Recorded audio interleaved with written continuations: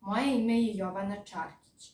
Dolazim iz Vršca, iz osnovne škole Jovan Sterija Popović. Izrecitovat ću vam moju pesmu Domovina se brani lepotom i znanjem.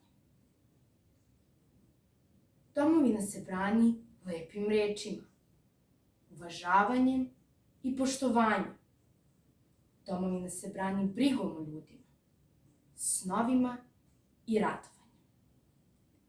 Domovina se brani mislima čistim i verom u pobede nove.